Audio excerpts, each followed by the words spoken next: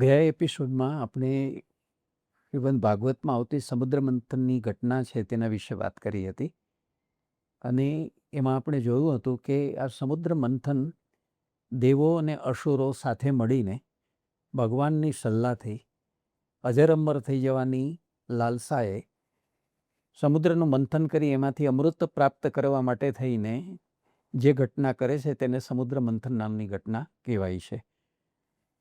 એવું સમુદ્ર મંથન કરતાં મંદરાચલ પર્વત, એનો રવૈયો, બાસુકી નાગ, એનું દોરડું અને નીચે પર્વત ડૂબી ન જાય એટલા માટે કુર્મ દ્વારા એને મળતું પીઠબળ, દેવો અને દાનવો દ્વારા એનું મંથન ચાલે છે. આખી કથામાં આપણે જોયું કે સમુદ્રમાંથી એવું મંથન કરતાં કરતાં 14 રત્નો નીકળે છે અને એ 14 રત્નોમાં ઝેર છે, અમૃત છે, કામધેનુ ગાય છે, ઉચ્ચૈશ્રવા ઘોડો છે, ઐરાવત હાથી છે, કૌસ્તુભ મણિ છે, કલ્પવૃક્ષ નામનું પારિજાતનું વૃક્ષ નીકળે છે, રંભા નામની અપ્સરા નીકળે છે, લક્ષ્મીજી નીકળે છે, વારુણી નીકળે છે, ધન્વંતરી નીકળે છે.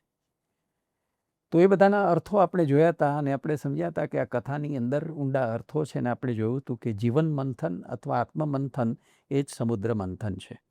માનવનું શરીર છે તે જ મંદરાચલ પર્વત છે.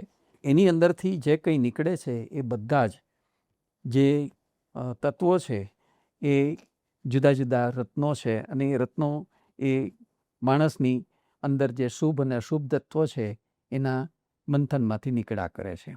તો એટલી વાત આપણે ગઈ વખતે જોઈ હતી. પણ આ જ સમુદ્ર મંથનની ઘટનાને અનેક વિદ્વાનોએ જુદી જુદી રીતે મૂલવી જોઈ છે અને એના વિશે જુદા જુદા અર્થઘટનો આપ્યા છે. એ પણ એટલા જ રસપ્રદ અને એટલા જ આપણને વિચારવા માટે પ્રેરે તેવા વિચાર પ્રેરક છે. આવા 2-3 જે સમુદ્ર મંથનની ઘટનાના અર્થઘટનો થયા છે તેના તરફ આજે તમારું લક્ષ્ય છે તે હું ખેંચું છું. દાખલા તરીકે સમુદ્ર મંથનનો એક બીજો અર્થઘટન આ રીતે પણ નીકળ્યું છે. જે 14 રત્નો એની અંદરથી નીકળે છે, દાખલા તરીકે અપ્સરા એની અંદરથી નીકળી, તે અપ્સરા શાનું પ્રતીક છે? એ કામનું પ્રતીક છે. ઝેર નીકળ્યું, એ ઝેર શિવને આપવામાં આવ્યું, તો ઝેર શું છે જીવનમાં? તો એ ક્રોધ છે. વારુણી નીકળી તો વારુણી શું છે? એ લોભ છે. મોહિની નીકળી તો મોહિની શું છે? તે મોહ છે. ઐરાવત નીકળો તો એ શું છે? ઐરાવત મદ છે. ઉચ્ચૈશ્રવા એ નામનો ઘોડો નીકળો તો એ શું છે? મત્સર છે. તો કામ, ક્રોધ, લોભ, મોહ, મદ અને મત્સર, આપણા જે આંતરિક 6 શત્રુઓ છે એ આપણે જ્યારે આપણા આત્માનું મંથન કરીએ છીએ ત્યારે એની અંદરથી નીકળતા આ 6 રીપુઓ છે. સૌથી પહેલાં જે નીકળે છે તે આ 6 છે. પછી આપણે જોઈએ છીએ કે બાકીના જે નીકળે છે તે સારા તત્વો નીકળે છે. એ કયા છે? દાખલા તરીકે કામધેનુ નીકળી, જેની પાસે તમે જે અપેક્ષા રાખો તે તમને પ્રાપ્ત થાય. તો કામધેનુ તે શું છે? કામધેનુ તે આપણામાં રહેલો ઉપરતીનો ભાવ છે. કલ્પવૃક્ષ, જેની નીચે રહીને તમે જે ઈચ્છા કરો તે તમને ફળ પ્રાપ્ત થાય, તે શું છે? તે છે સમાધાનની વૃત્તિ આપણી. કૌસ્તુભ મણિ નીકળે છે, જેને વિષ્ણુ લઈ જાય છે, પોતાની છાતી ઉપર ધારણ કરે છે. કૌસ્તુભ મણિ છે તે આપણી અંદરથી નીકળતી સંયમની વૃત્તિ છે. લક્ષ્મીજી નીકળે છે, લક્ષ્મીજી છે તે માયા છે, માયાની વૃત્તિ છે. શંખ નીકળે છે, શંખ છે તે પવિત્રતા આપણી અંદર રહેલી છે તે છે. ધનુષ્ય નીકળે છે એની અંદરથી, એ ધનુષ્ય છે તે સંકલ્પનું પ્રતીક છે. ચંદ્ર નીકળે છે, ચંદ્ર છે તે મુદિતાનું પ્રતીક છે. અને અમૃત નીકળે છે તે સંતોષનું પ્રતીક છે.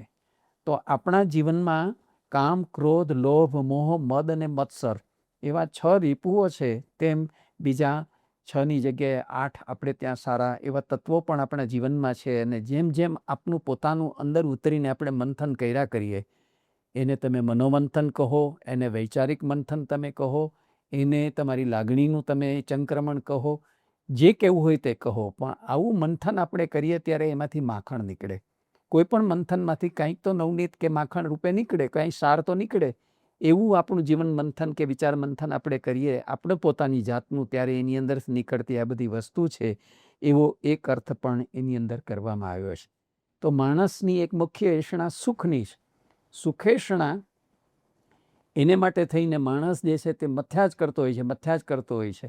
પણ સુખની સાથે દુઃખ જોડાયેલું હોય છે, એટલે એને દૂર કરીને સુખ પ્રાપ્ત કરવા માટે થઈને એ જે મથામણ કરે છે, મથામણમાંથી એને આવા બધા જ તત્વો છે તે જીવનમાં પ્રાપ્ત થાય છે. તેની વાત સાંકેતિક રૂપે આ કથા રજૂ કરે છે એવું એક અર્થઘટન આપણી સામે થયું છે.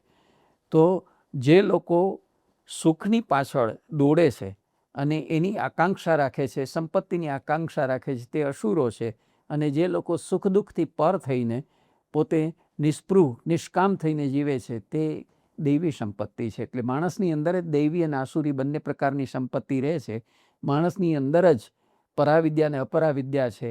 માણસ જ આ બેયનો અંદર છે તે શિકાર બને છે એવું એક અર્થઘટન પણ એનું થયેલું છે. જે લોકો સંસ્કૃત શાસ્ત્રોના પંડિતો છે અને જેમણે આપણા વેદો, ઉપનિષદો, આપણા સૂત્ર ગ્રંથો, આપણા દાર્શનિક ગ્રંથો જેનું ગહન અધ્યયન કર્યું છે ને એમાંથી જે સંદર્ભો પ્રાપ્ત થયા છે એ મુજબ પાછું એનું અર્થઘટન બહુ જુદી રીતે કર્યું છે. તો સમુદ્ર મંથનની આવી ઘટનાનું આવા વિદ્વાનોએ કરેલું જે અર્થઘટન છે એ પણ જરાક જોવા જેવું છે, સમજવા જેવું છે. તો સૌથી પહેલી વાત એ છે કે જે મંથન થાય છે, જેમ કે આપણે દહીંનું મંથન કરી અને છાશ બનાવીએ છીએ, છાશનું મંથન કરીને માખણ તારવીએ છીએ, પણ એ બધું કરવા માટે થઈને કોઈ એક પાત્ર હોય છે. તો આ સમુદ્ર મંથનની ઘટના સમુદ્રમાં થાય છે. તો આ સમુદ્રરૂપી સમુદ્રનું જે નામ આપ્યું છે સમુદ્ર મંથનની ઘટનામાં તેને કળશ સમુદ્ર કયો છે. તો કળશરૂપી ઉદ્ધિમાં એટલે કળશરૂપી સમુદ્રમાં મંથન થાય છે અને એ મંથનમાંથી જે ઉત્પન્ન થાય છે તે શું છે અને કોણ કરે છે આ મંથન. તો મનુષ્યની અંદર રહેલી દૈવી અને આસુરી એવી જે વૃત્તિઓ છે તે આ મંથન કરી રહી છે. એક બાજુ મનુષ્યની અંદર રહેલી સારી સદભાવનાની વૃત્તિઓ છે અને બીજી બાજુ દુર્ભાવનાવાળી એવી અસુર અને દૈત્ય વૃત્તિઓ છે. એની વચ્ચે આ ગજગ્રાહ છે તે ચાલ્યા જ કરે છે. તો આનો અર્થ શું સમજવો? આ ઘટ એટલે કયો ઘટ? તો માણસનું શરીર છે તે ઘટ ઉર્ફે કળશ છે. એની અંદર એક આખું વૃક્ષ છે. કયું વૃક્ષ છે? એ છે નાડી ઝાડનું અને ચેતના તંત્રનું, જેને આપણે નાડી તંત્ર અને ચેતાતંત્ર કહીએ છીએ. તે આખું જીવન એના ઉપર પ્રતિષ્ઠિત છે. બીજું સંસ્કૃતમાં જીવનનું અને મનુષ્યનું એક નામ સમુદ્ર પણ છે. તો આ સમુદ્ર મંથન એ ખરેખર મનુષ્યનું મંથન છે અથવા જીવનનું મંથન છે એવો અર્થ પણ એનો થાય. પ્રાપ્ત કરવું છે તે અમૃત તત્વ છે. આ અમૃત એ બીજું કશું જ નથી, પ્રાણ તત્વ પ્રાપ્ત કરવું છે.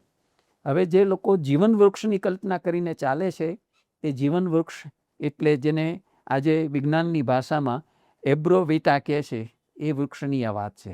તેને કલ્પવૃક્ષ રૂપે આખી આ સમુદ્ર મંથનની ઘટનાની અંદર એક તત્વ રૂપે, એક રત્ન રૂપે આખું દેખાડ્યું છે. તો એમાં શબ્દ અગત્યનો છે કલ્પ.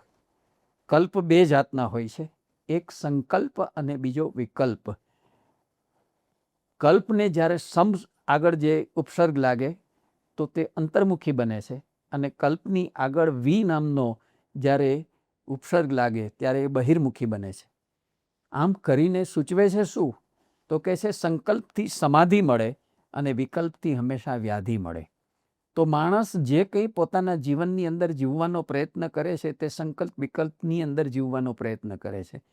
જો સંકલ્પથી જીવે તો એને સમાધિ અવસ્થા પ્રાપ્ત થાય, પણ જો વિકલ્પમાં ને વિકલ્પમાં એ જડુમતો રહે અથવા તો અટવાતો રહે, ગોઠવાતો રહે તો એ જીવન છે તે આખું વ્યાધિરૂપ બની જાય. પછી કલ્પવૃક્ષ શું છે એ સમજાવવા માટે એક બીજું પણ ઉદાહરણ એમણે વાપર્યું છે. આપણે ત્યાં આપણા શાસ્ત્રકારોએ, આપણા પૂર્વજોએ વૃક્ષની ઉપમા બહુ જ લીધી છે.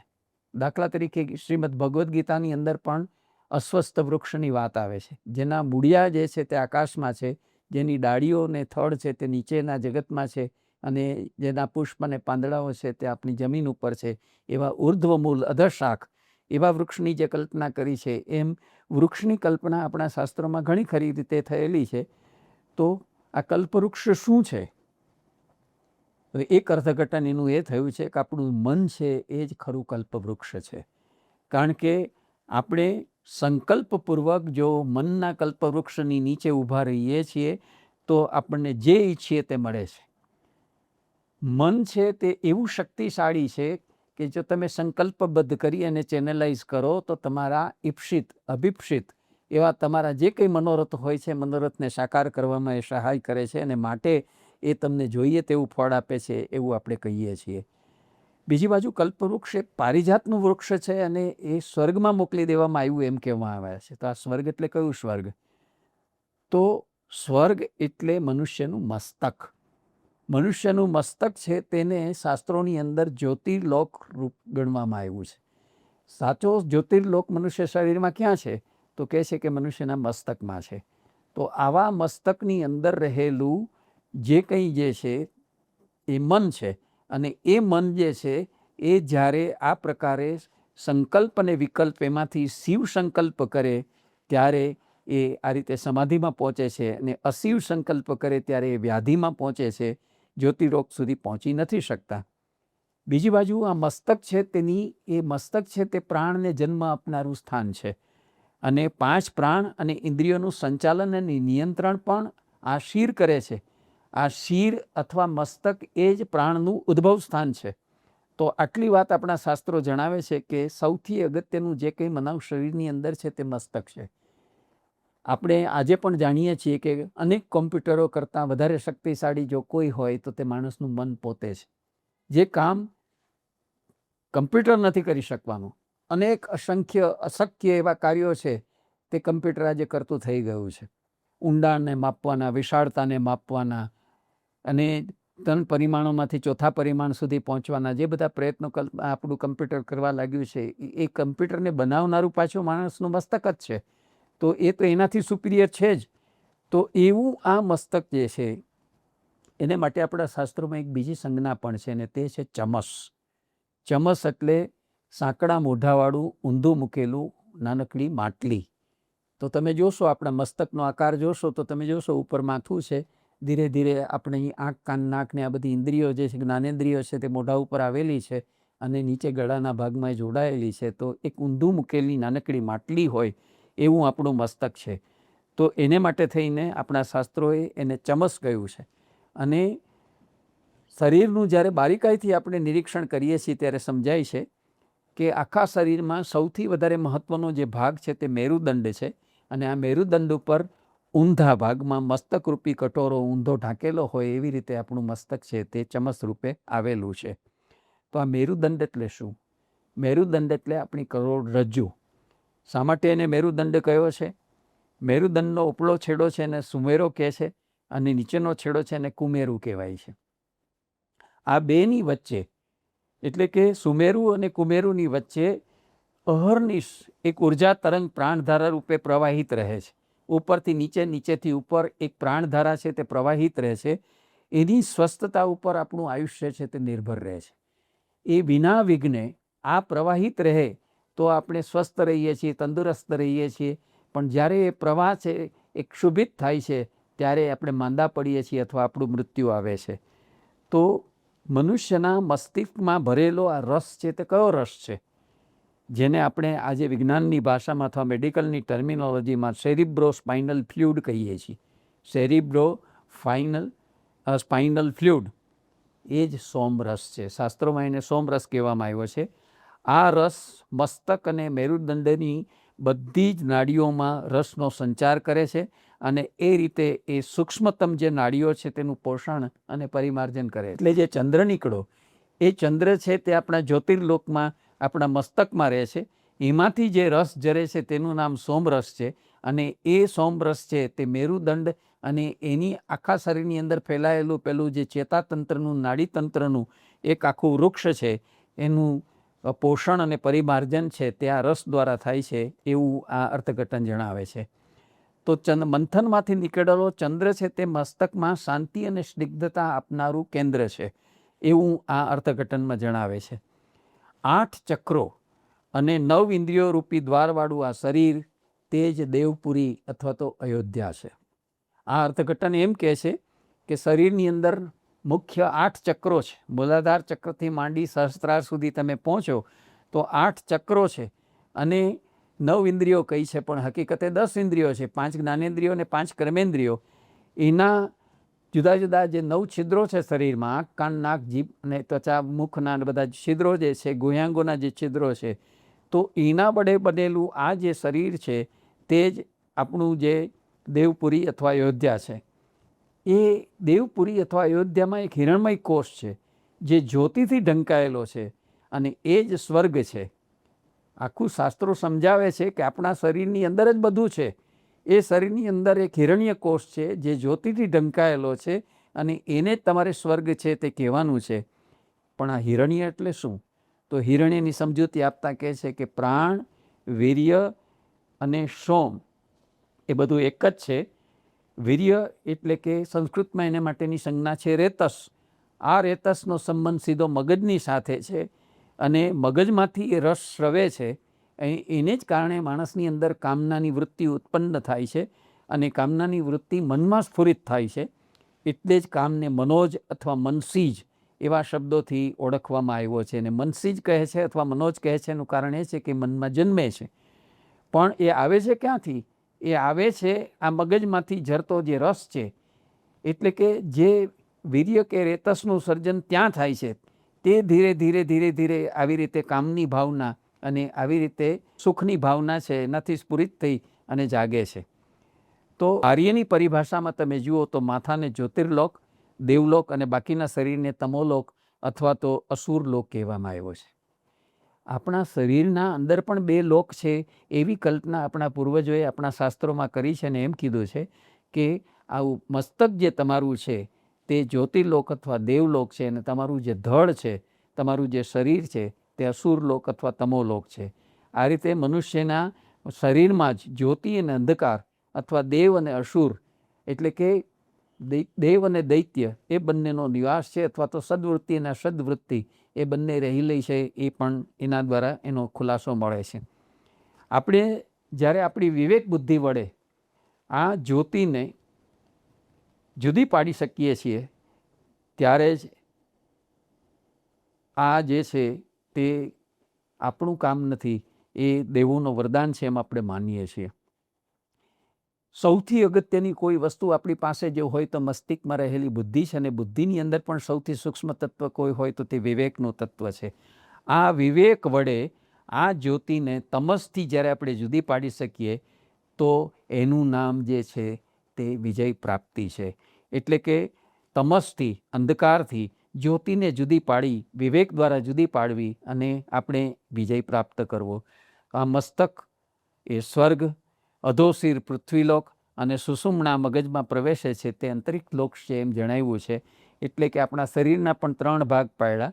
મસ્તક છે તે સ્વર્ગલોક છે, પછી બાકીનું શરીર છે તે પૃથ્વીલોક છે, અને આપણી સુષુમ્ના જે મગજમાં પ્રવેશે છે તે છેડો જે છે તે અંતરિક્ષ લોક છે. એટલે આપણા શરીરમાં 3 લોક છે: પૃથ્વીલોક, મર્ત્યલોક છે, સ્વર્ગલોક છે, અને અંતરિક્ષ લોક છે. એમ કરીને એનું એક આનું અર્થઘટન છે તે આપવામાં આવ્યું છે. ત્યાર પછી હવે બીજા એપિસોડ રૂપે આપણે જોઈએ કે એક બીજું પણ બહુ રસપ્રદ એનું ઇન્ટરપ્રિટેશન થયું છે, પણ સાથે સાથે આપણે જોઈ લઈએ. ચંદ્ર મસ્તકમાં રહેલો સોમરસ છે, અને જે અમૃતનું શ્રવણ કરે છે. સોમરસનું જે શ્રવણ થાય છે તે અમૃતનું શ્રવણ છે, અને એ અમૃતનું શ્રવણ એટલે આપણી આયુ, આપણો પ્રાણ, આપણી ચેતના, આપણી જ્યોતિ, આપણી શાંતિ, આપણું દેવત્વ, આવા જે સાત્વિક તત્વો છે એને જ અમૃત કહેવામાં આવ્યું છે. બીજી રીતે કહીએ, બીજા શબ્દોમાં કહીએ તો આપણા શરીરમાં પ્રાણ શક્તિનો જે ઉદ્રેક થાય છે તેનું નામ અમૃત છે. આ પ્રાણ શેના ઉપર નિર્ભર હોય છે? આ પ્રાણ રેતસની શુદ્ધતા ઉપર નિર્ભર હોય છે. અને રેતસ એટલે આપણે જે ભોજન લઈએ છીએ, જે અન્ન ગ્રહણ કરીએ છીએ, એમાંથી જે 7 ધાતુઓ બને છે, એમાંથી સૌથી જે છેલ્લી સારરૂપ ધાતુ છે તે વીર્ય છે. એ વીર્યને રેતસ કહેવામાં આવ્યું છે સંસ્કૃતમાં. એ વીર્ય કે રેતસ તે જળ તત્વ છે, અને એટલે એ પુરુષરૂપી સમુદ્રમાં આ જળ તત્વનું મંથન કરવાની વાત સમુદ્ર મંથનની ઘટનામાં આવી છે. એટલે એક અર્થઘટન એનું એ થયું છે કે સમુદ્ર મંથન એ હકીકતે આ રેતસનું મંથન છે, અને એ રેતસ એ જ આપણા શરીરની અંદર એક પ્રકારની શક્તિ છે. એના 2 રૂપો છે, એક દૈવી અને આસુરી. એક અમૃત છે ને બીજું વિષ છે. એનું સાત્વિક રૂપ તે અમૃત અને તામસી રૂપ તે વિષ છે. એટલે સમુદ્ર મંથનની ઘટનામાંથી અમૃત અને વિષ બંને નીકળ્યા તે આપણી રેતસ પ્રક્રિયાને કારણે નીકળે છે. તો રેતસની સાત્વિક શક્તિ તે સોમ છે, અને તામસી શક્તિ તે સુરા છે. આપણે સોમ અને સુરાની વાતો વારે વારે આપણી પ્રાચીન કથાઓમાં વાંચીએ છીએ. આ સોમ અને સુરા શું છે? હકીકતે જે ચંદ્રમાંથી નિપજેલું રસધારા રૂપનું જે તત્વ છે, જેને આપણે વીર્ય ઉર્ફે રેતસ કહીએ છીએ, તેના બે રૂપો છે, એક સાત્વિક અને બીજું જે છે તે તામસી. સાત્વિક રૂપ છે તે સોમ છે અને તામસી રૂપ છે તે એ સુરા છે. પ્રજાપતિના આવા બે અન્ન છે, એક સોમ અને બીજી સુરા. શ્રી અને જ્યોતિ તે સોમ છે, અનૃત પાપ અને અંધકાર તેનું નામ સુરા છે. તો આ સોમ અને સુરા છે તેની પણ સ્પષ્ટતા આપણા શાસ્ત્રોએ આ રીતે કરી છે. ચંદ્રમાનો બીજો અર્થ જ્યોતિષશાસ્ત્ર મુજબ મન છે. આ મન એ દેવનું અને ઇન્દ્રનું વાહન અશ્વ છે. એને એટલા માટે પુરાણોમાં ઉચ્ચૈ શ્રવા કહેવામાં આવ્યો છે. મન છે તેને મન છે તેને ઘોડો અથવા અશ્વ કહેવામાં આવ્યો છે અને એને નામ આપ્યું છે ઉચ્ચૈ શ્રવા, કારણ કે એની અંદર પૂરક, રેચક અને કુંભક એવી 3 પ્રક્રિયા છે. જેમ ઘોડો દોડે, ઘોડો સ્થિર રહે અને ઘોડો એ અન્યમનસ્ક રહે. એના 7 મુખો એટલે 2 આંખ, 2 કાન, 2 નાક અને 1 જીવા. એને 7 ઋષિઓ કહીને ઓળખાવ્યા છે. આપણા ચહેરા ઉપર આ 7 જે જ્ઞાનેન્દ્રિયો છે એ 7 આપણા ઋષિઓ છે. આ પ્રાણોનો અધિપતિ છે તે મન છે અને એટલે સપ્તમુક્ત મન એ જ દેવોનો અશ્વ છે. જો ક્યાં સુધી વાતને લઈ જાય, મનની આ ઇન્દ્રિયોને અંતર્મુખી બનાવવાથી દેવ આ અશ્વ દ્વારા જે પોતાનું નિયત એવું લક્ષ્ય હોય છે, અભિલષિત એવું લક્ષ્ય હોય છે, ત્યાં સુધી પહોંચી શકે છે. ઇન્દ્રિયોને અશ્વની ઉપમા છે તે આપણા ઉપનિષદોમાં પણ વારે વારે અપાયેલી છે. તો આ કૌસ્તુભમણિ એટલે શું? તો કૌસ્તુભમણિ એટલે આપણા શાસ્ત્રો કહે છે કે મનુષ્યની દ્રઢ સંકલ્પ શક્તિ. આવી દ્રઢ સંકલ્પ શક્તિ શેના વડે આવે? તો કહે છે સંકલ્પની દ્રઢ શક્તિ છે તે વીર્યવતી શક્તિ જ મનુષ્યને દેવ બનાવે. જો મનુષ્યની અંદર આવો પાવરફુલ દ્રઢ સંકલ્પ હોય તો મનુષ્ય મટીને દેવ બને છે. પછી આ ઐરાવત 4 દાંતવાળો હાથી કોણ છે? તો કહે છે મન, બુદ્ધિ, ચિત્ત અને અહંકાર એ 4 દાંતવાળો ઐરાવત હાથી છે. એ કોનું વાહન છે? એ કોને આપવામાં આવે છે? ઇન્દ્રને આપવામાં આવે છે. ઇન્દ્રનું વાહન છે અને ઇન્દ્ર એ આત્માની પ્રાચીન સંજ્ઞા છે. ઇન્દ્ર એટલે આત્મા. તો પુરુષ એ જ વિષ્ણુ છે અને એ પુરુષ એ જ યજ્ઞ છે. તો આત્માને માટે જ વપરાયેલી આ બધી સંજ્ઞાઓ છે. આત્માને બીજા અર્થમાં ઇન્દ્ર કહે છે, ત્રીજા અર્થમાં પુરુષ કહે છે, ચોથા અર્થમાં એને વિષ્ણુ અથવા યજ્ઞ કહે છે. 5 જન્ય શંખ છે એ શું છે? અંદરથી ધનુષ નીકળ્યું તે શું છે? તો 5 જન્ય શંખ અને વિષ્ણુ ધનુષનો સંબંધ પણ મનુષ્યના મન અને પ્રાણોના વ્યાપારની સાથે છે. ઇન્દ્રિયો માટેની એક સંજ્ઞા જે છે તે પંચજન છે. આ પંચજનની સંવાદી સુરાવલી એ જ 5 જન્ય શંખનો ધ્વનિ છે. એટલે માણસની 5 ઇન્દ્રિયો, એ 5 ઇન્દ્રિયો એ જ પંચજન્ય શંખ છે. પછી કામધેનુ શું છે? તો વશીભૂત કરેલી ઇન્દ્રિયો તે કામધેનુ છે. આપણી ઇન્દ્રિયો છે તે બેકાબુ છે, ચારે બાજુ પોતાની ભોગ તૃપ્તિ માટે દોયડા કરે છે.